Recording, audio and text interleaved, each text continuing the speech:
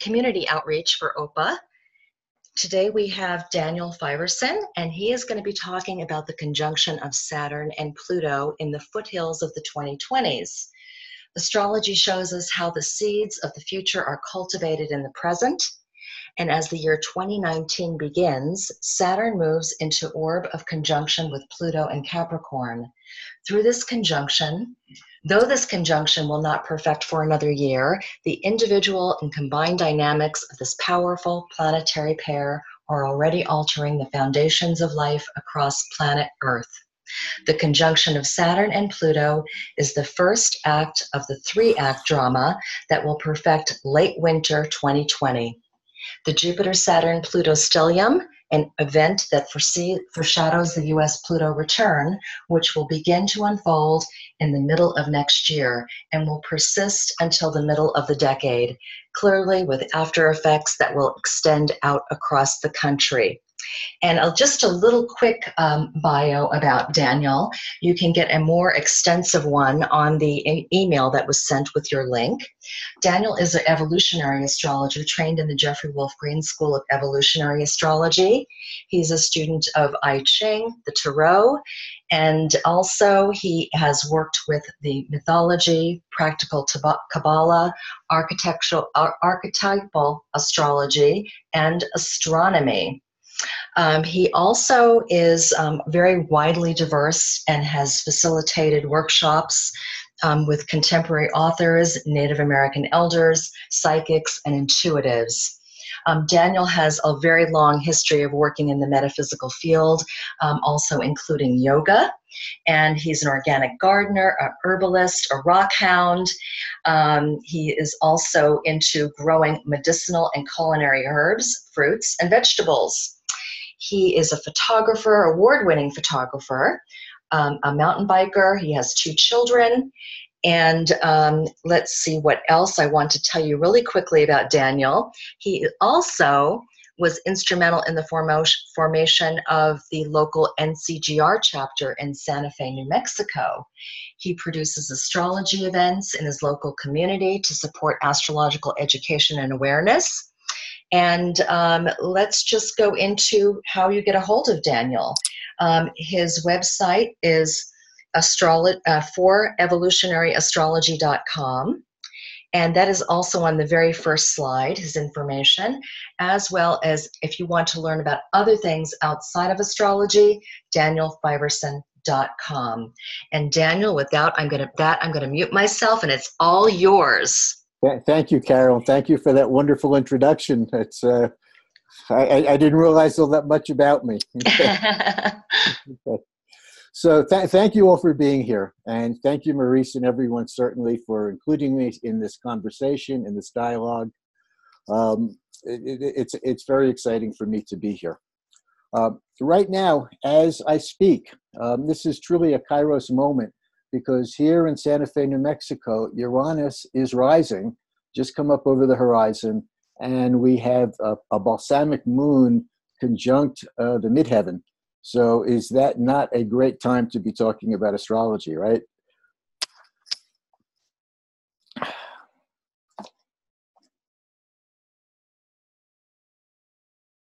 So I've given away this punchline already. Does anybody know what this word means? And I know you're all silent, so you can answer. It's mishigas. This is Yiddish. It means madness. When we observe the world that's emerging around us, some of it can only be explained as madness.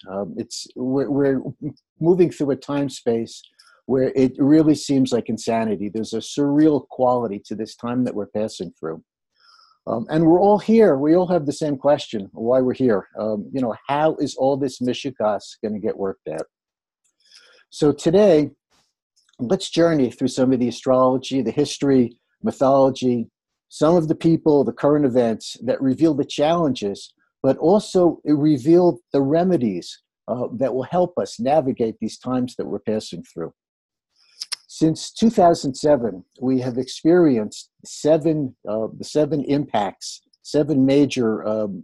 chthonic impacts of the first quarter squares between Uranus and Pluto.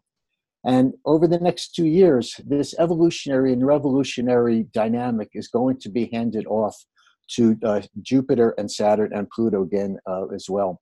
And there's another player who's going to come in, but I'm not going to reveal their identity yet. I'm going to kind of leave that as our guest appearance here. Not surprisingly, the Mayan calendar reveals a sequential acceleration of time. And so what we're passing through is an accelerating swiftness and intensity and density of the current times we're passing through. John Lennon said that it's all going to be okay in the end. If it's not okay, it's not the end.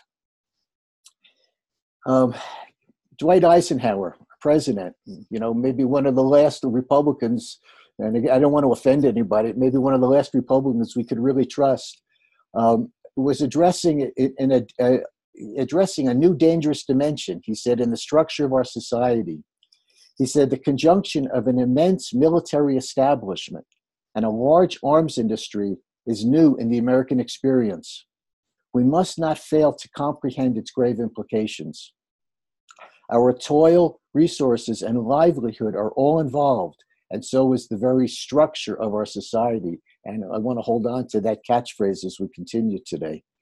We must guard against the acquisition of unwarranted influence by the military-industrial complex, and I think we're all pretty familiar with that portion of this speech. The potential for the disastrous rise of misplaced power exists and will persist. We must never let the weight of this combination endanger our liberties or democratic processes. We should take nothing for granted. Only an alert and knowledgeable citizenry can compel the proper meshing of the huge industrial and military machinery of defense with our peaceful methods and goals so that security and liberty may prosper together. Carl Jung also warned us 65 years ago. He said, a mood of universal destruction and renewal has set its mark on our age. This mood makes itself felt everywhere. I thought I had a disc for that. Excuse me. I thought I had a slide for this. I'm going to have to watch this again. Sorry. Yep. So let me just read Carl Jung's quote. He says, a mood of universal destruction and renewal has set its mark upon our age. This mood makes itself felt everywhere. This was 65 years ago. Politically, socially, and philosophically. We are living in what the Greeks called the kairos, the right moment for a metamorphosis of the gods and of fundamental principles and symbols. This peculiarity of our time, which is certainly not of our conscious choosing, is the expression of the unconscious human within us who is changing. Coming generations will have to take account of this momentous transformation if humanity is not to destroy itself through the might of its own technology and science. So much is at stake, and so much depends on the psychological constitution of the modern human. And he wrote this in 1956. So both he and Dwight Eisenhower were spot on, and almost 70 years ago, really warned us about what was on the road ahead and what we were going to have to meet if we didn't pay attention. The core of my astrology practice is centered on the evolutionary astrology as taught by Jeffrey Wolk Green. But over time, I've come to embrace perspectives from other resources as well. Excuse me. Most recently, I found that some of the new translations of the Hellenistic manuscripts that have recently become available to us. And specifically today, I want to talk about the concept of day and night.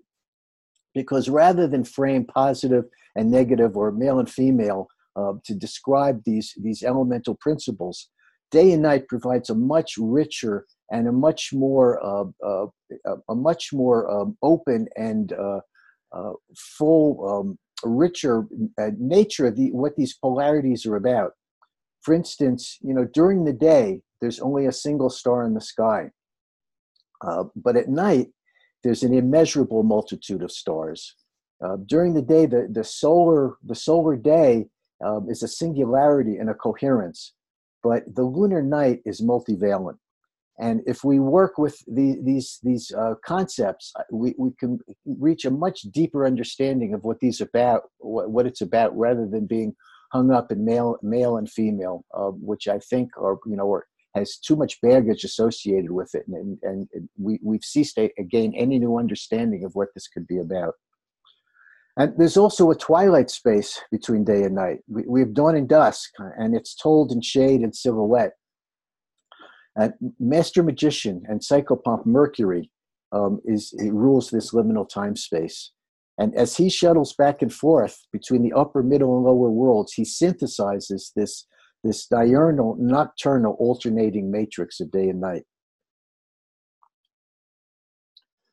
So both of these polarities are actively materializing around the world, and not necessarily as we would expect them. There's a dark wave, solar wave of authoritarianism that is literally polluting the world in places like Brazil, China, Russia, the Philippines, and dare I include the United States. Authoritarianism, Saturn, Pluto. Recently on his HBO show, Last Week Tonight, John Oliver, the British comic, started by running through the many leaders around the world who have risen while exhibiting problematic qualities. He said, while no two authoritarian leaders are the same, the global trend toward them is alarming, especially because in many cases, people are actively choosing them. If you're under attack, or if you've been made to feel that way, it's nice to have a charismatic individual say, fuck the rules, fuck the system, I've got this. Then they try to dismantle institutions so they can weaken any check on them. In Brazil, his new president, Jair Bolsonaro, endorses torture, threatens to pull out of the Paris Climate Change Agreement, and suggests that his country was better off under military rule. In the Philippines, where President Rodrigo Duterte has overseen the extrajudicial killing of thousands of alleged drug dealers and threatened to impose martial law nationwide. In Hungary, where Prime Minister Viktor Orban has quashed the free press, enriched his cronies, and stoked fear and hatred of refugees. And in Poland, where law and justice, the Justice Party has undermined the independence of the Supreme Court. And even in Italy, whose leaders demonize immigrants, bash the European Union, and pal around with Steve Bannon. And this is all from the Atlantic Monthly. Sounds like Saturn and Pluto, right? So I'd like to introduce our primary actors. Saturn. We know Saturn is the law of karma. Out of respect and out of fear, he's adopted this name. And he is the Hermetic principle of cause and effect. Saturn is time and space. It correlates to what we call reality. And this is reality based on consensus, what consensus conceives to be reality.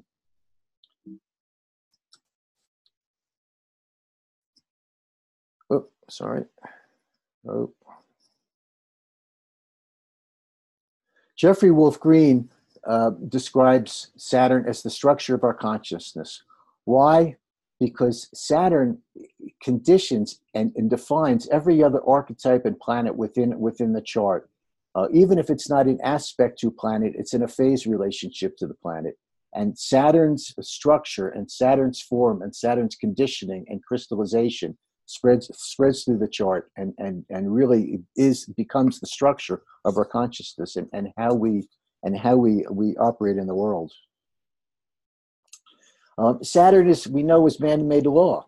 Its laws, its customs, it's the norms that we're expected to conform to for the group to maintain stability.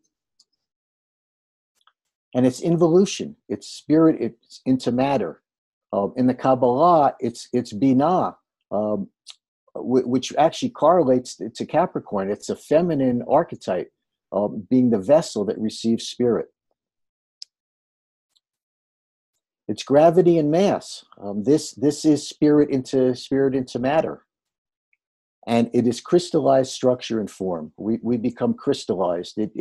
We become set in a pattern of our habits, our emotions, our outlook, our perspectives, our ideas, our opinions, all become crystallized into a singularity. Saturn is contradiction and limitation, and psychologically this can become inhibition. And it's naivete to maturity. As we age, we gain skills and mastery. Oops. Sorry.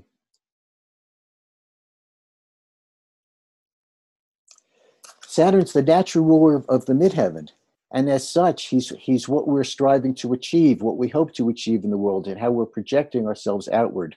Well, who we hope to become, and how we hope to find our place in society.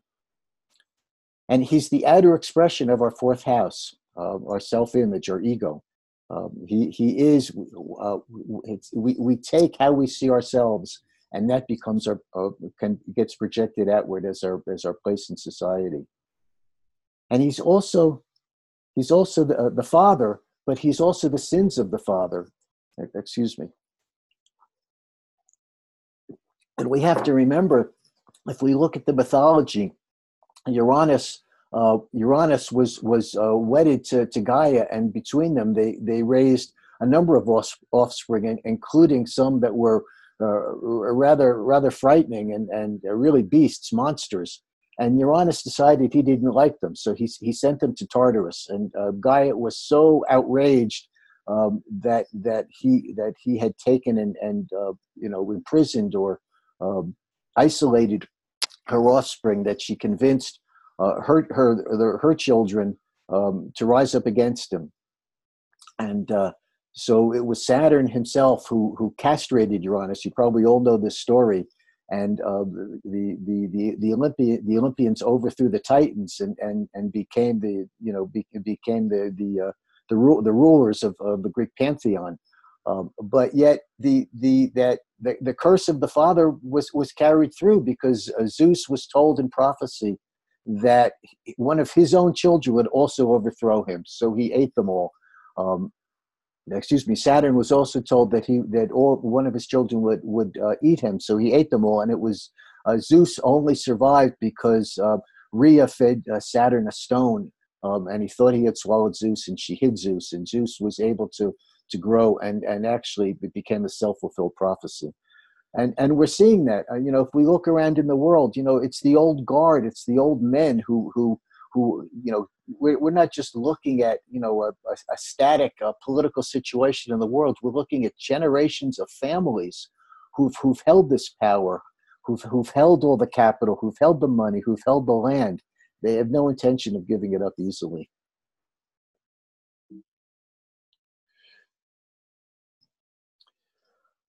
This is a quote from Jeffrey Green, and I apologize for its density. Reading Jeff is very dense, but I'll read it through for you, because it really describes the other player that we're looking at here, and this is Pluto, and how Pluto works from an EA perspective.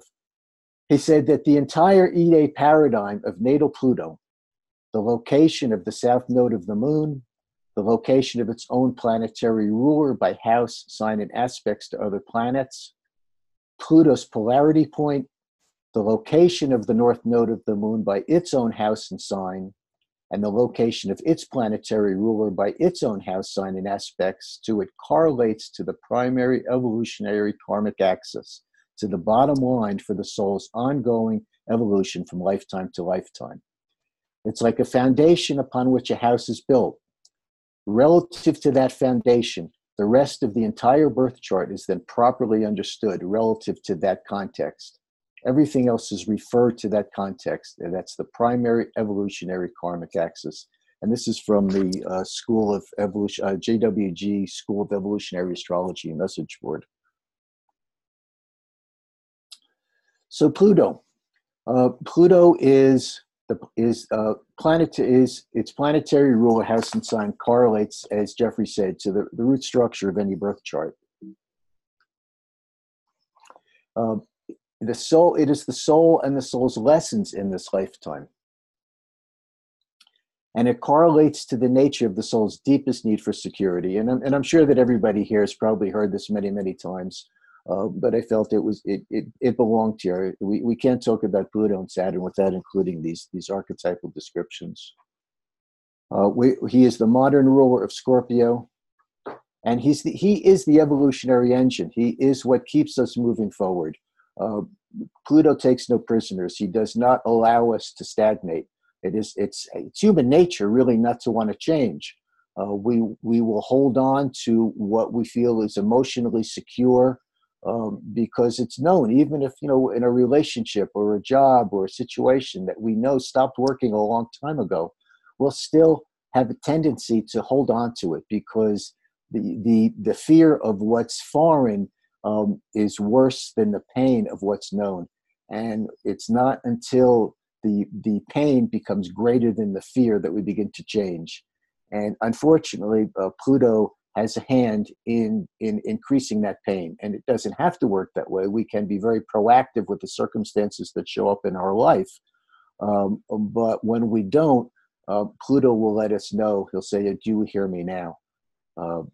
As we grow older, we begin to recognize the recurring patterns of situations that our karma spins around. And, a situation will come up and we'll say, this looks familiar. And we begin to respond differently to it, hopefully. It's the lessons that we learn through direct emotional experience. Unless we have a direct emotional experience of something, we don't learn from it. Something can happen to our friend or our neighbor or somebody that we read about, and it's a passing event. When it happens to us and we experience it emotionally, then it becomes a learning experience. It's metamorphosis. It's the caterpillar becoming the butterfly. It can be that total cataclysm or transformation. And I categorize it very simply as what came before. It's what we've brought in with us. It's the full package. And as we unfold it, it's kind of like the lotus. It holds the entire story.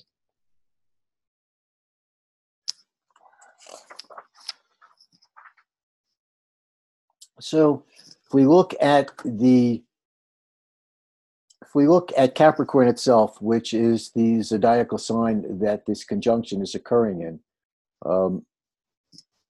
we know that it is ruled by Saturn. So here we have Saturn in his own domain. We have Pluto joining Saturn there. It's quite a lineup of intense energy. This is consensus reality. This is the 10th house. This is society. This is what is generally agreed to, based on a consensus view. We all have to agree that we stop at a corner if there's a red light, or at a stop sign, or certainly if somebody's crossing the street in a crosswalk. These are accepted, consensus things that we agree to. We don't hurt each other. Hopefully, we don't murder each other. We don't steal. But yet there are choices and there are values and a sense of right and wrong that extend beyond consensus.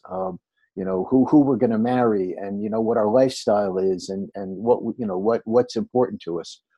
So this is where the diversity occurs, and this is where the difference shows up. But Capricorn represents that which we have agreed to, that which we all must hold on to so that we can all live together. It's how we fit into society.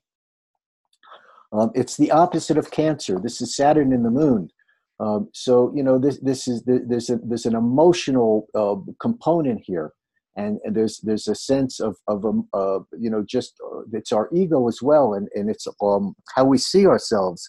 So we are caught in this, being drawn in two directions between what the collective is requiring of us and what our heart is requiring of us. Capricorn can degenerate into panic and fear.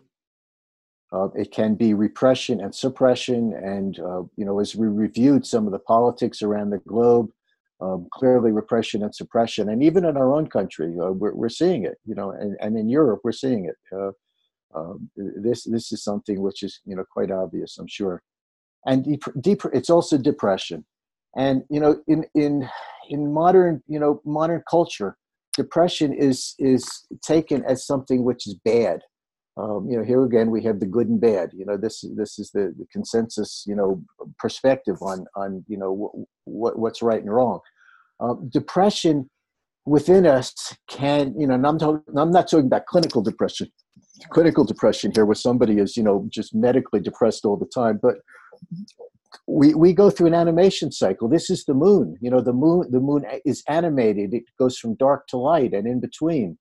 And we do that as well through our emotional cycles. And we need that downtime, if you would. Sometimes we need to withdraw. We need to have that introspection, and we need to step back and, you know, maybe feel a little bit down or a little bit, you know, I got to take stock and I got to see what's going on, because this is what's necessary for our consciousness to unfold within itself, and for us to recognize, you know, what's real, and not just what somebody else says is real. Capricorn are personal ambitions. It's what we're striving for in life. It's who we're striving to be. It's the 10th house. It's our career. And it's the need to establish personal authority. It's how we establish our sense of personal authority. Leo, in the context of society, how we take that ego, the ego that we've discovered, the self-image that has emerged in Cancer and that is developed in Leo and perfected in Virgo, emerges through that 10th house midheaven point as who we are in the world. And it's important to remember that this is cardinal Earth. So all this Capricorn energy, we are moving through the beginning of a new cycle. This is a major shift. It's a major turning point.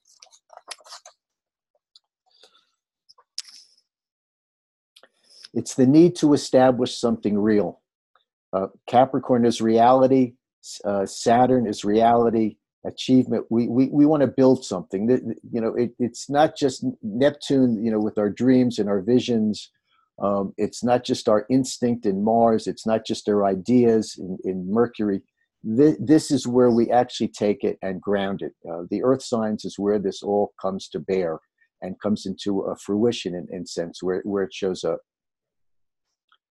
So we're also witnessing what's been characterized as a blue wave. Sounds like Neptune, right? This is the deep depository, Neptune, from which our visions, our dreams, and our hopes emerge, and where our fears are buried. Neptune has been transiting through his own sign of Pisces since 2011, and he's going to remain there through 2025. Is it surprising that the zeitgeist, that our media, our books, our literature, our the stories are all saturated with both utopian and apocalyptic visions? This is the time we're passing through. We're witnessing a rising crescendo of activism, and it's led by women. Women who are seizing the streets, the Congress, the headlines, and state and local governments. Standing Rock brought together Native Americans, and they were joined by many others who were all unified in their reclamation of Native sovereignty. And it's sad to say that it's over 150 years since the end of the Civil War, and African Americans are still having to defend themselves from vicious racial attack. Here in the Southwest, this is especially apparent to any of us who live here. To the Hispanics, who are part of the cultural foundation of this country, are being turned away at the border. The Hispanic settlers, the conquistadors, and I won't get into a value judgment of what they brought, but they were the original explorers and the original settlers of certainly the part of the country where I live. And to see them turned away at the border as aliens, I mean, it's just, it's surreal. It's positively surreal. And perhaps maybe the most disturbing of all is the need for students to be in the streets and asking for gun-free schools, for safe schools. I mean, you know, isn't that just a given? Women are leading the way. We all came into the world through our mothers. Do you think they've forgotten us? So there's another actor in this story, and it's a goddess. It can't just be all men. It's been suggested to me that a man should not be sitting here talking about goddesses. But, we all have, to some degree, we're all androgynous beings holding both day and night within us and the twilight energy. Men have goddess asteroids too. So I want to introduce Pallas Athena. And why Pallas Athena? Mythology tells us that for the most part, Demeter disguised herself among mortals. Vesta only engaged with those who Hermes brought directly to her door. And Hera was so wound up in the heroic and immortal dramas that she never had time to bother with mortals. It was Pallas Athena who was the most engaged with mortals. In the epic Greek poems, the Iliad and the Odyssey, Homer describes how Pallas Athena repeatedly informed the fated Greek and Trojan heroes how to meet their destinies. She patiently and faithfully guided weary and wandering Odysseus safely home. I have had the blessings of goddesses in my own life as well, each in their own way. And thankfully, I have had the accidental wisdom to have learned from them. So who is Pallas? Excuse me.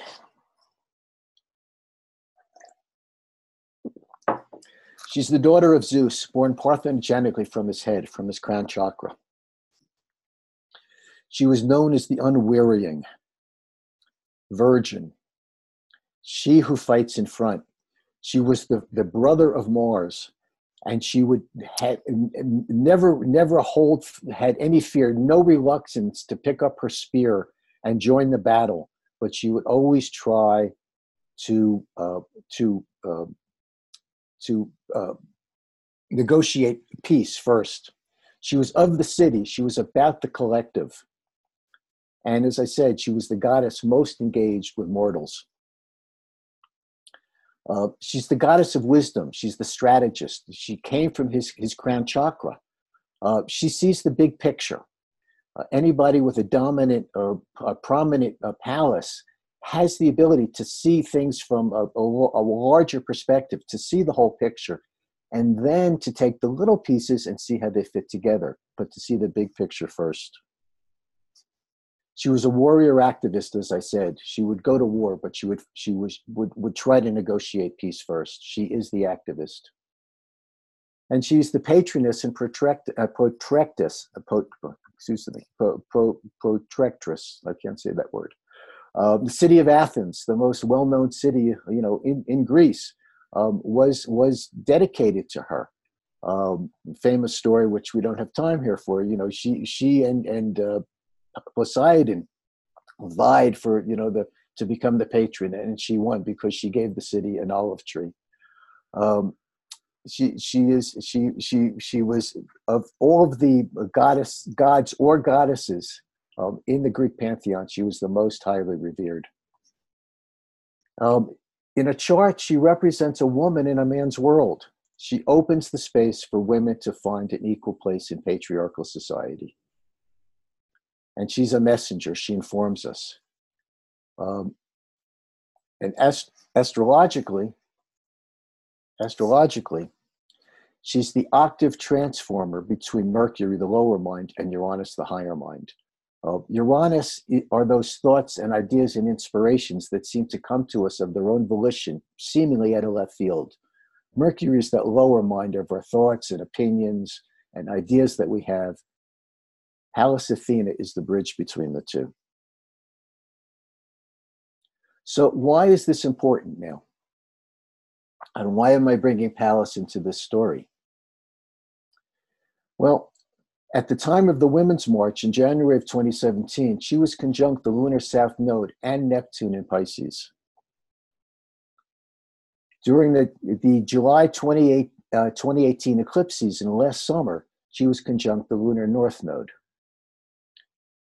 From January of this year through August, she will square the lunar nodes. At the total lunar eclipse we had last month, she was in a cardinal grand cross with the lunar nodes and opposed Eris and Uranus. And perhaps most importantly, we'll come to this later in the story, at the Jupiter-Saturn-Pluto stellium in December, at the end of 2020, she will be 4 degrees from the Jupiter-Saturn conjunction in Capricorn, excuse me, in Aquarius. So the story begins on November 6, 2018, when the lunar nodes ingressed zodiacal Cancer and Capricorn, and they will reside here until May 5th of 2020. And this sets the stage upon which Jupiter, Saturn, and Pluto will play out their play in 3 acts. Because first we will have Saturn conjunct Pluto, then Jupiter conjunct Pluto, and then finally Jupiter conjunct Saturn.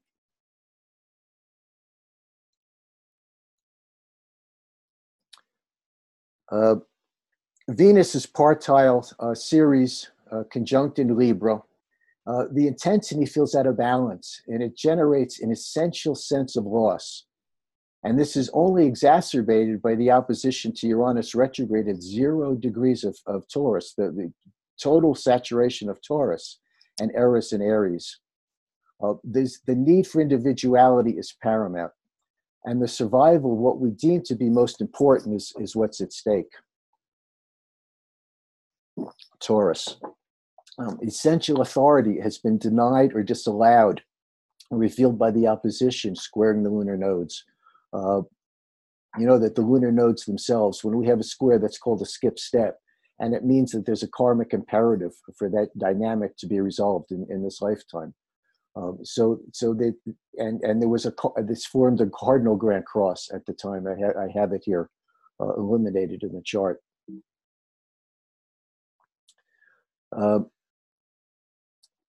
There's a long-standing square from Uranus, which will a long-standing square, which will become a trine.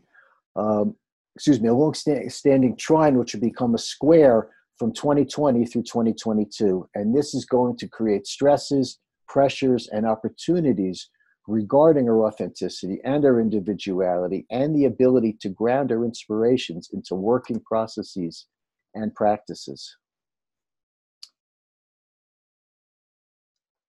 The ingress occurred under a balsamic moon, which was the ruler of the South Node, pulling us down into our own underworld through personal emotional journeys. But there are still deep, painful issues that are unresolved, activating its inner and outer phenomena. One cycle is closing, even as the heartbeat of the embryonic new cycle can be heard. And we had Chiron retrograde in Pisces, opposing Pallas, also at 0 degrees of Libra. Again, total saturation of the archetype, seeking balance, seeking equality. We're in total activation to release the wounds of inequality that have been suffered and buried in the subconscious for so long. And Chiron forms a water trine in Scorpio and the lunar south node in Cancer. And this is going to provide opportunities for an emotional courage to speak to the source of our wounds and to find the remedy, not to bury the wounds, but to allow these wounds which are emerging, which are requiring, necessitating, screaming to be healed, that we can actually find the remedy and work with it, that we can recognize it and embrace them and have these issues resolved. So I'm just repeating all of these in case anybody would like to just review them for a minute before I continue. This is the foundation upon which all of these conjunctions are going to be based. This is the core underpinning of this time period that we're passing through. Also, at the same time, we had tremendous goddess activity, and here I have isolated the aspects from Pallas, and you can see that she is literally lighting up the board and is physically connected to every one of the goddess energies in the chart. she activates each one of these. And again, it's requiring authenticity, and it's requiring commitment to our own sacred bond. There's a necessity to speak truth. Mercury in Sagittarius, right on the midheaven, conjunct Jupiter.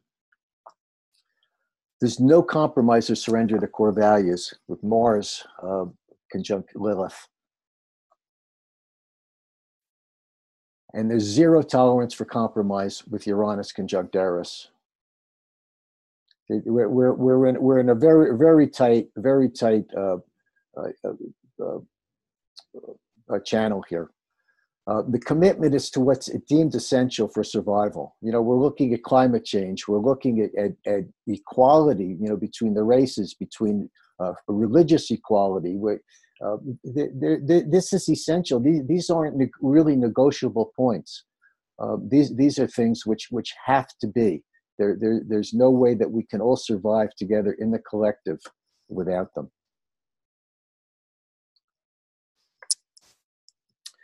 So let's look at just a couple of recent events. These are the two eclipses that we've just come through. And I'm sure we all have stories to tell about them. And we're probably even to some degree still experiencing. But what we've all seen collectively is we saw the longest US government shutdown in history, and it's not over. 8 individuals so far associated with Donald Trump have been indicted. And as a matter of fact, there was a report from that the FBI actually investigated him for collusion. We don't know what else. We haven't seen Mueller's report yet. British government votes down Brexit, sending the EU, went to a tailspin. And Alexandria Ocasio-Cortez, who we're going to meet in a little while, hits the ground running. And we had the Mouvement des Gilets Jaunes in France. Again, a populist movement, and we're seeing populism emerging all over the planet. The people are rising.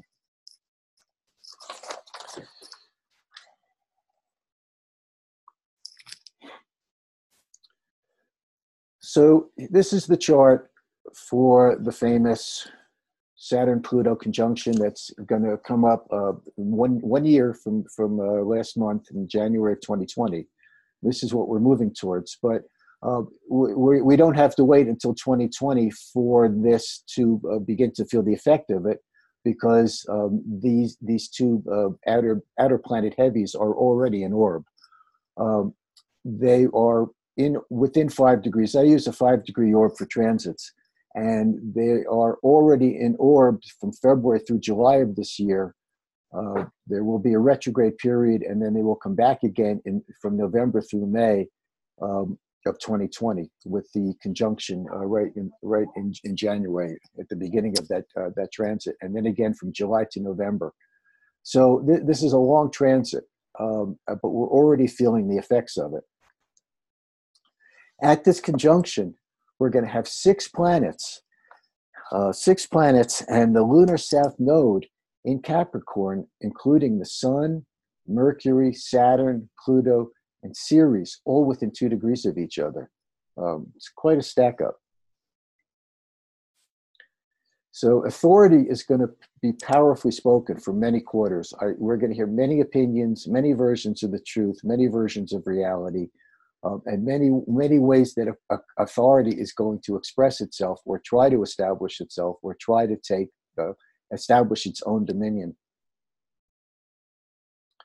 There's a need to speak out about what's been lost, wounded, or disempowered. This is Ceres in the mix here. Ceres in the chart really represents where we've had our deepest personal loss. And we're all feeling it. And I think across the board, the one thing that we all have in common is we seem to be losing our sense of freedom or liberty by small degrees. Austin Coppock, in his 36 Faces, says that during the last decade of Capricorn, this is a powerhouse combination of well-developed Capricorn energy. It's not the struggle to build, but to administer the world. the dynamic seen in this phase is the struggle for control between an individual and their world. And Eris in Aries forms a partile square to the stellium. So we can expect some golden apples being thrown into the party. We can expect some disruptions and some upsetting challenges and confrontations to the status quo, which needs to happen.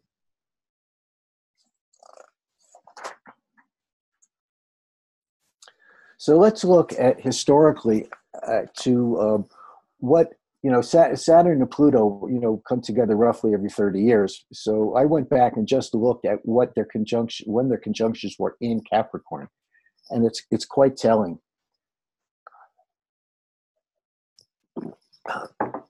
In 187 BC, it was towards the end of the Greek classical age, and Sparta, who had really held the power, their power began to diminish.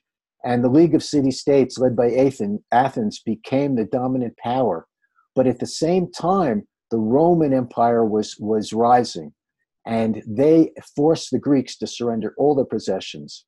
So Rome became the master of the Eastern Mediterranean. There was a shift in power, not just in Greece, but from Greece to Rome. At the next conjunction was 47 AD, and this was the spread of Christianity and the diaspora of Jewish diaspora out into the world.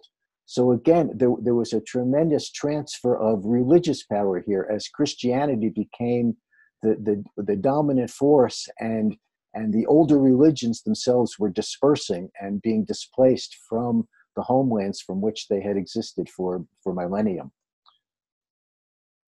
At the next conjunction, we had the birth of Muhammad. And, we don't have to, look too far to see the degree to which Islam has spread around the globe.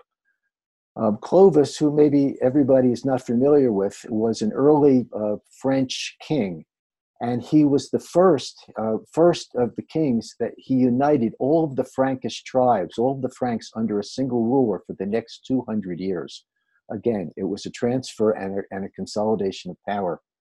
And then we also had Justinian, who was the Pope. And Justinian moved the papacy, actually the center of Christianity was in Constantinople.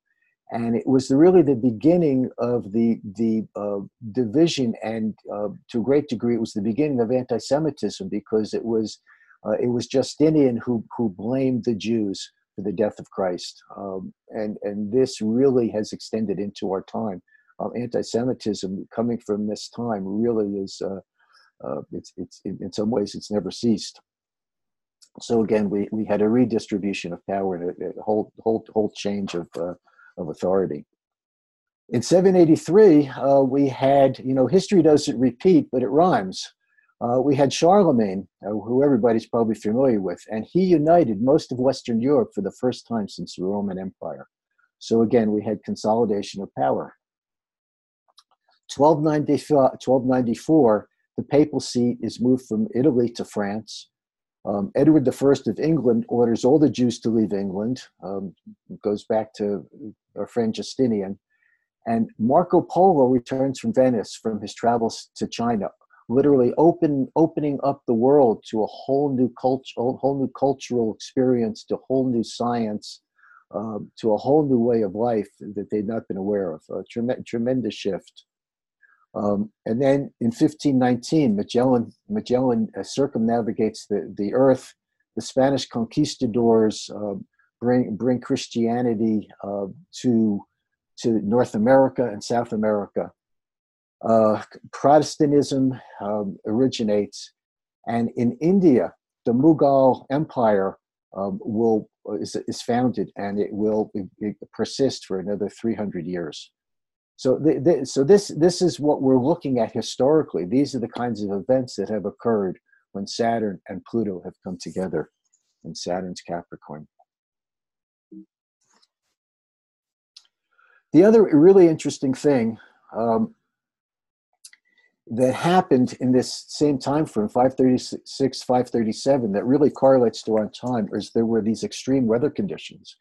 And I think that this is the top news story of this winter for us, and probably all around the world as well.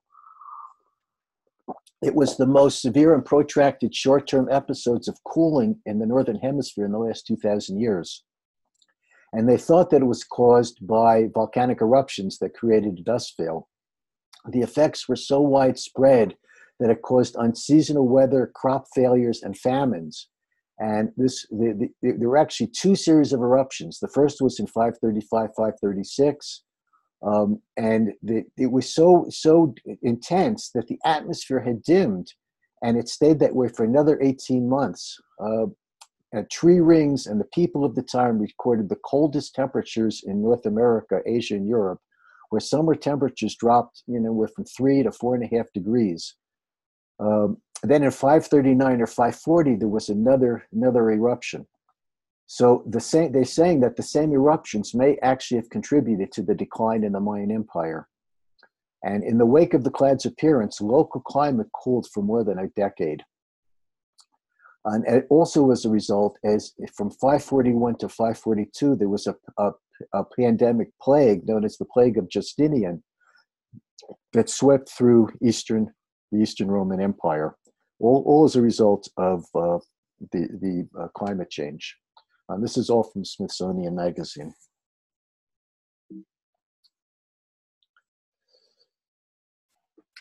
So these are the actual dates we're talking about. And I've gone back and I've included all the eclipses from 2019, the eclipses from 2020. But you can see in the middle here that the dates of the three major conjunctions that we're looking at. In May of 2020, the nodes will shift again and will ingress Gemini and Sagittarius. So we're going to begin to have Gemini and Sag eclipses. So the last Cancer Capricorn eclipse will be in July of 2020. But we've got all of these. We've got three more coming up in 2019, two more in 2019, three in 2019, and then 4 more in 2020. All through. We do have one Sag in June of 2020, and then 2 more in Cancer and Capricorn. So this is going to be a deep dive into these archetypes.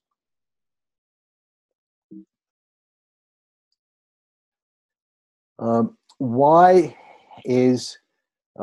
have I included Pallas? Well, here's the reason.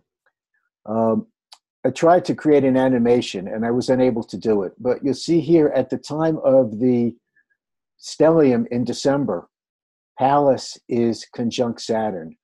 Well, Pallas is going to actually begin here on the South Node in 2018. It's going to move up, it's going to turn retrograde, and go back and forth 3 times. You see each of these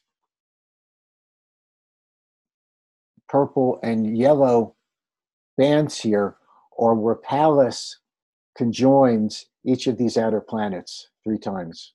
3 times to Jupiter, 3 times to Pluto, and actually just 1 time to Saturn before this whole cycle is on. So she's going to weave back and forth. She's kind of like a shuttlecock. She's going to transfer these energies and carry them, like a conveyor. She's going to inform us. She's going to inform them. She's going to synthesize all of this dynamic together with this goddess energy.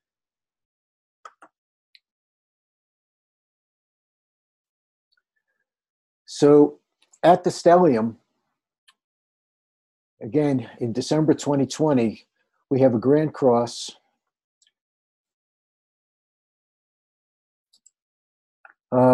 We have Jupiter and Saturn conjoined at 0 degrees in Aquarius, and a new phase conjunction with Pluto still in Capricorn. And Pallas Athena conjoins Jupiter and Saturn in Aquarius. And this occurs in the 10th house for the chart. This is a chart cast for Washington, D.C.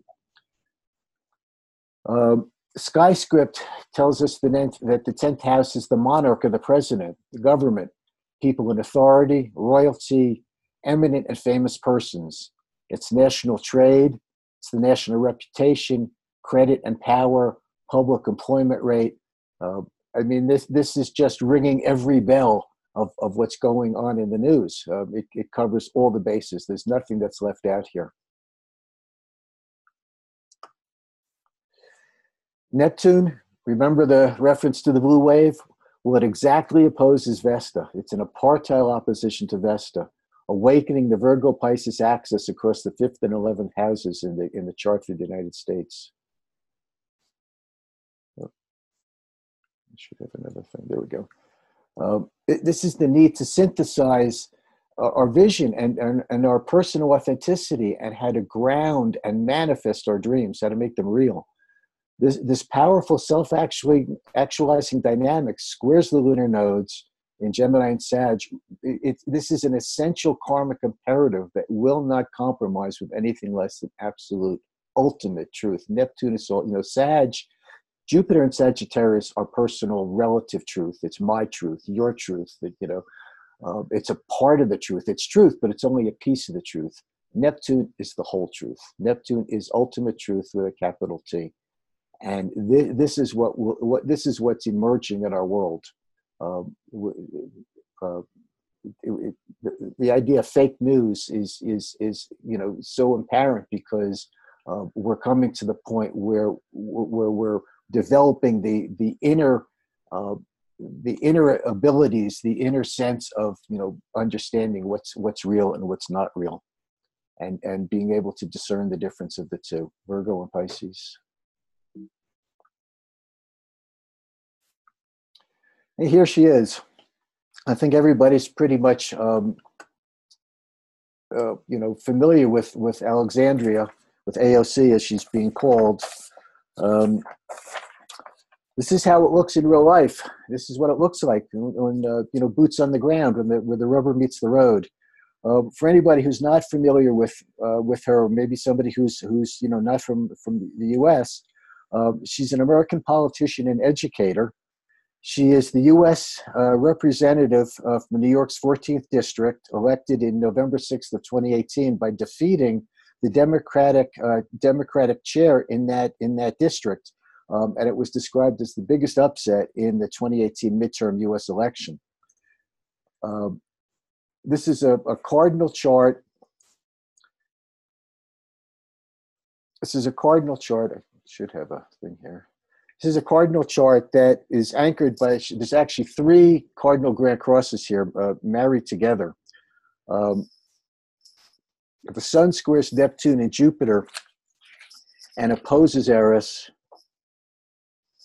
Her moon is exactly conjunct Pallas Athena. It's partile, inner 3rd house of her voice, of her personal expression. They square the Saturn, Uranus, Neptune, stellium, and Jupiter in series. And the moon and Pallas tightly oppose Mercury. Neptune conjoins Saturn, Uranus, and Vesta in her 1st house. Neptune squares her sun and moon, squares Mars in the 9th house, squares Pallas Athena in her 3rd house. Makes exact challenging aspects to the lunar nodes, semi-squaring the lunar north node and sesqui-squaring the lunar south node. She is a committed, uncompromising, independent, not afraid to initiate a crisis in order to accomplish what is her vision. She's a conscious Capricorn. This is what Capricorn looks like when it's conscious, when there's consciousness about it, where it's not just consensus.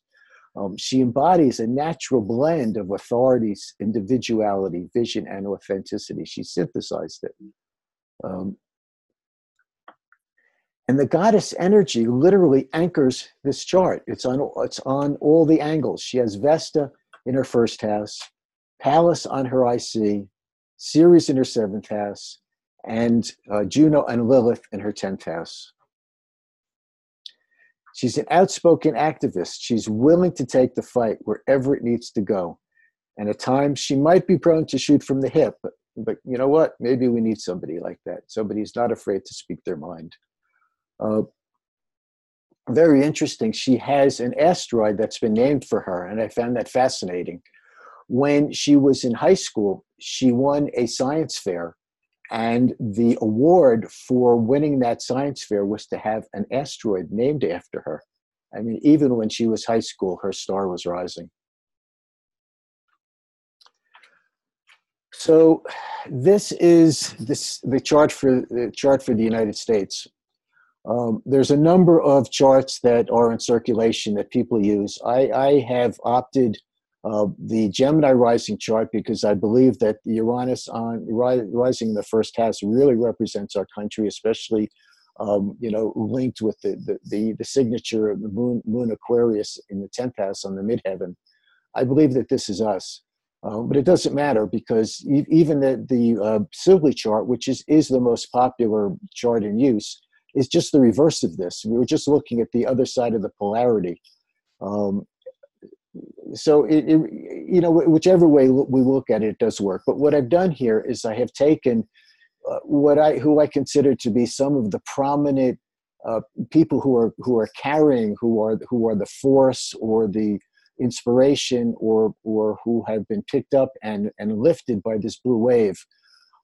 These women who are prominent in our American culture, and how they interface with the chart of this country. Sharice Davids was the first Native American woman elected to Congress. And you see that her Mercury is right on the first house, Uranus and Pluto of the United States. She's right there speaking for our freedom, for our liberty, for individuality, speaking for what's intuitively instinctive to us. She's right there. She's also has her palace right on the US Mercury, Pluto.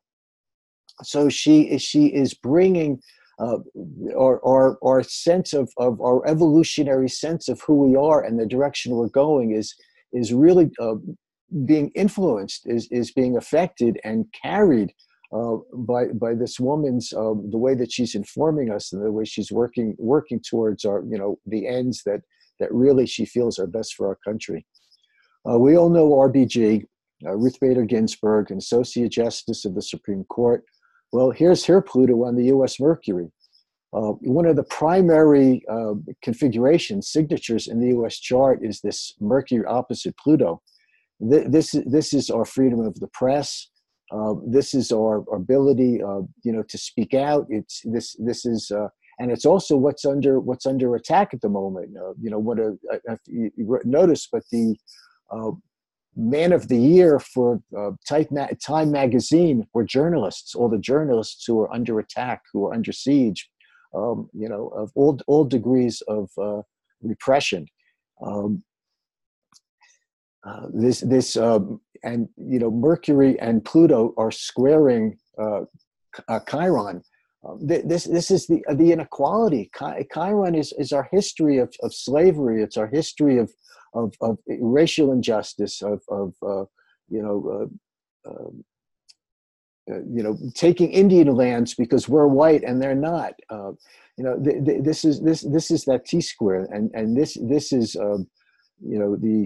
this is what our country is about, and this is the dharma and the karmic trajectory that our country is here to fulfill. Ruth Bader RBG also has her Uranus on that Chiron, on the Supreme Court. She is the guardian of these liberties. She's the guardian of the press, and she is totally focused on these deep wounds that our country, holds for over almost 300 years. Amy Goodman, Democracy Now, one of the most famous investigative journalists in our country. Here's her Uranus on the North Node, country's North Node. Here's her Jupiter on Neptune, and her Chiron on the Moon. I mean, is it could it be any clearer? How these people are tied in karmically on an evolutionary perspective on how this country is moving forward and the roles that they play for us to be able to attain the soul destiny that I feel that this country has in the world. Excuse me. Deb Haaland is probably not as familiar to everybody. She's from New Mexico here, and she was also one of the first Native American women elected to Congress. And again, you see her Chiron. She has Chiron conjunct Ceres, again, right on U.S. Palace, right on U.S. Moon. And she also has Vesta conjunct her palace. I mean, what a combination of, authenticity and commitment to her sacred self and her ability, to be informed and as an informer and to speak her truth, again, right on the US Pluto, driving our revolutionary engine forward. We're in good hands. We are in good hands. I have faith in how this is unfolding. In spite of what we have to endure, if Jeff Green is right, and I believe he is, that 70% of the globe, the people in the world, our country, are in a consensus reality, then what is happening to us is what we need to wake up. This is what's bringing in the consciousness, the awareness, the contrast. It's exposing what's been swept under the rug, what's been buried and denied and dismissed for, in some cases, 250 years in this country, but maybe 6,000 years around the world, just in patriarchy. So it's all coming home. It's all coming home to roost. It's all coming out in the wash. I don't know all the cliches to use to describe it, but it's all good. It really is all good. This is what we need. This is the healing crisis around the world that needs to happen.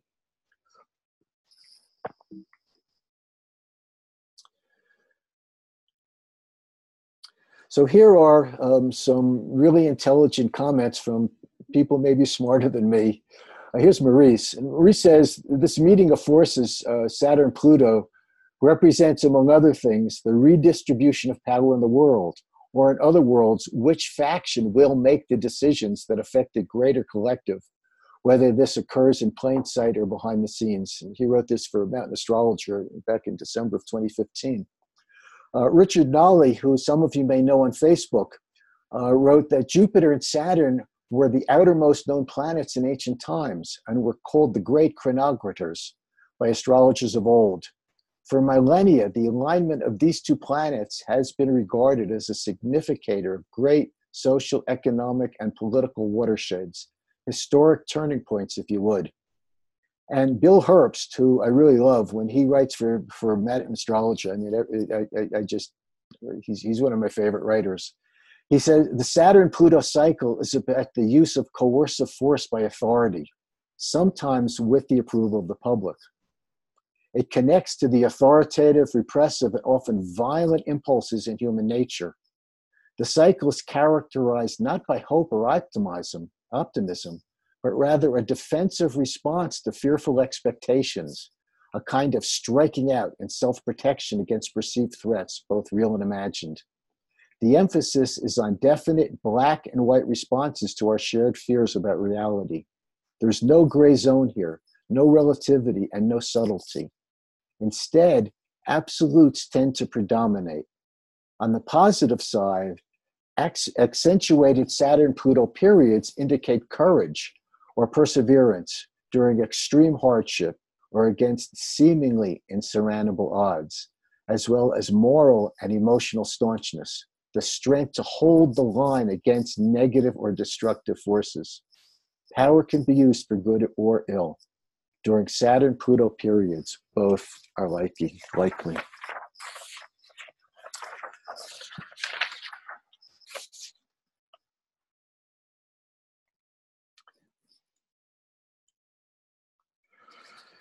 So, the goddesses are speaking to all of us. The downloads that they're providing are transformational.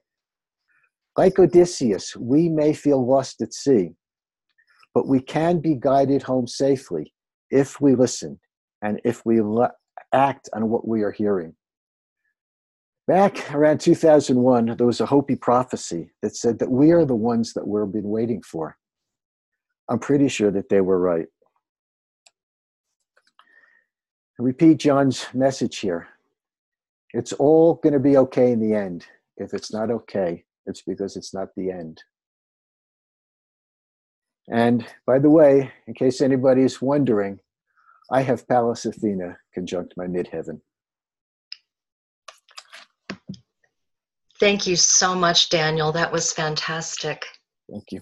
Thank you. I do have a question for Yeah, you, sure. and if you have time for a question, and this is from Cynthia, and she's saying, I'm hearing the global aspect of what's being presented, but what do we need to pay attention to in our own individual charts, houses, etc., based on what's being presented? So I know that's a big question, but maybe if you could give like a little overview. Sure, sure. Well, I think in general, Cynthia, that when we are looking to learn about our own charts, and how, here we're talking, I'm going to talk about outer planets first of all. I mean, obviously, we have to pay attention to everything, all of our transits. The inner planets are really who we are. The outer planets really affect those interplanetic dynamics more than anything, though they also have their own individual singularity for us as well. But the point I'm trying to make is that we need to pay attention of the slow, long transits of the outer planets through the houses of our natal chart and the aspects that they make as they transit. Specifically, at the moment, we certainly need to look at Saturn and Pluto. Um, from an evolutionary astrology perspective, we need to know where Pluto is anyway. We need to know where Pluto was when we were born, because that's our soul. Somebody with Pluto in the first house is an Aries soul. Somebody with Pluto in the 10th house is a Capricorn soul. So understanding our Pluto really gives us a handle. I don't necessarily agree with Jeffrey that it's, I don't like a bottom line. I don't think there's a bottom line for anybody's chart. We're consciousness. We're not a beat. We're not a carrot. There's no bottom line for us. But knowing our natal Pluto can give us a handle on the issues and the lessons that we brought in with us. And knowing where Pluto is in its long transit through our houses highlights, holds a flashlight to what's going on at this very moment. And the moment could be 7 years long, or 10 years long, depending on how long the transit exists. So we need to be aware of where these outer planet transits are. And so specifically, we need to look at where Saturn and Pluto are going to fall, in our charts. Where is Capricorn in your chart? Where is this conjunction going to occur? And then the other thing that's obviously going to move us all along this trajectory are the eclipses. And to understand and to track where each one of these eclipses is also going to occur. Is it within, say 5 degrees of one of the inner planets, your sun, moon, Mercury, Mars, or Venus in your chart? If it is, then you're going to feel it. And as time goes by, as you study these transits, yes, we can all understand. We all learn about our charts, and we do a natal interpretation, and we've got the overlay, we've got the map. But it's observing and correlating the transits as they go around the wheel that we understand how it's really working. Does that make sense? That's fantastic. Thank you. I'm going to see if I've had a response from her. I don't see one yet, but I'm sure that was a fantastic answer, and well said, Daniel. Thank you. We're getting so many wonderful thank you, and that the presentation was absolutely fantastic. Great insights from Arlene. We've got Ariel, thank you. It was magnificent. The recording, yes, Ariel answered that question, but we will be getting a recording later today, tomorrow at the very, very latest, once I get this downloaded. Sue Minahan writes, such fantastic overview and detail with one perspective to boot. Tremendous. Thank you, Daniel. Thank you from Ariana and Louise, and just everybody is thanking you for the fantastic presentation. They're just coming in right and left. I can't read them fast enough. Cynthia does write, thank you so much for the answer. So she did get that. And then someone from a phone number wrote, thank you, Daniel. Love you that you brought Pallas Athena as the surprise guest. Okay, that's what they mean, that they love that you brought Pallas Athena into this picture. And again, Cheryl, thank you so much. So Just great responses to this presentation, Daniel. And I'm just checking to see if we have any more last minute questions. Deirdre writes, such an in-depth and thorough piece of work. Thank you so much for your work and looking forward to listening to it again and again. Thank you. And again, for those of you that are on this presentation, you will be getting a recording. It will be sent from OPA Outreach and it'll say recording link. Make sure that you just don't delete that email. Put that email in a file and you'll be able to have that link and you'll be able to re-listen to this presentation over and over again. And then Catherine writes, what about the Uranus-Pluto conjunction from the 1960s trining the Capricorn planets? Well, I think that this certainly ties into the first quarter squares that we've just come through. There's no question in my mind, just because we've had the last of the 7 squares doesn't mean that it's over. We're going to see this Uranus-Pluto energy unfold from these squares probably over the next 40 years until we reach the opposition. So the trine is actually going to bring us some fruition, or going to bring us if not anything else, the opportunities to bring all these Uranian energies and Plutonian energies together, to synthesize them, and rather to have the crisis become fruition, to be able to implement. We're looking at a crisis in action, the first quarter square.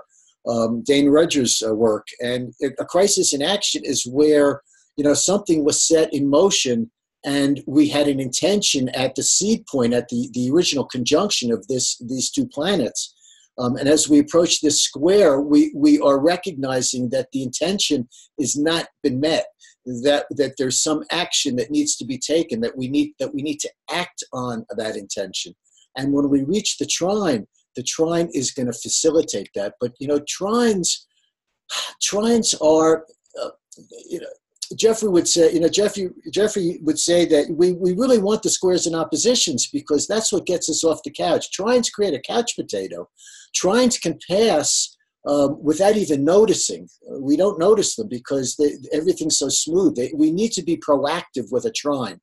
When we have a square, we know about it. We don't have to be proactive. It's going to grab us, by our, our sensitive stuff, and we have no choice. It's actually going to even pull in other people because we can't resolve the squares and oppositions alone. But the trines can pass unnoticed.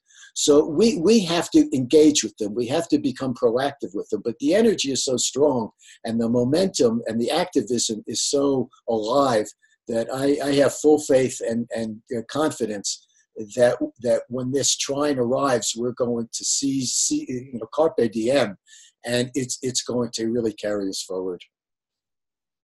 Daniel, thank you so much. It was a fabulous presentation.